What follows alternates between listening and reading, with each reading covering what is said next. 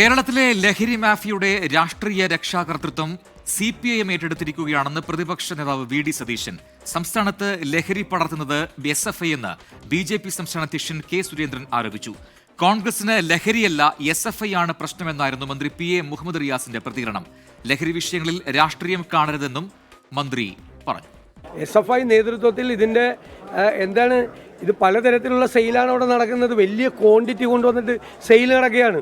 അതിൽ SFI നേതാക്കളെ പിടിച്ചതിന് പറയില്ലേ, SFI നേതാക്കൾ പിടിയിലായി കഴിഞ്ഞാൽ പറയില്ലേ, ഇത് ഒന്നാമത്തെ സംഭവമാണ്. അവർ കുറ്റവാളികളാണ്, തെറ്റ് ചെയ്തവരാണ് എന്ന് SFI സംസ്ഥാന സെക്രട്ടറി എന്ന് പറഞ്ഞല്ലോ. പിന്നെ ഇവർക്ക് മന്ത്രിമാർക്ക് എന്താ എത്ര വിഷമം?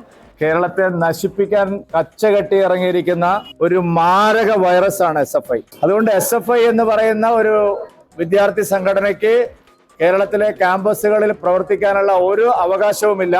SFI പിരിച്ചുവിടുന്നതായിരിക്കും CPMന്റെ കേരളത്തിലെ ഭാവിക്ക് നല്ലത്. ഇവിടെ നമ്മളെല്ലാവരും ഒന്നിക്കുകയാണ് ചെയ്യേണ്ടത്. എല്ലാവരും ഒരുമിച്ച് നിൽക്കണം. ദയവ് ചെയ്ത് ഇതിൽ മറ്റ് രാഷ്ട്രീയ താല്പര്യങ്ങൾ കലർത്തരുത്. ഇതിൽ ഒരു രാഷ്ട്രീയമേ ഉള്ളൂ, അത് ലഹരിയെ തുരത്തുക എന്നുള്ള രാഷ്ട്രീയമാണ്. അതിൽ നമ്മളെല്ലാവരും ഒന്നിക്കുകയാണ് ചെയ്യേണ്ടത്.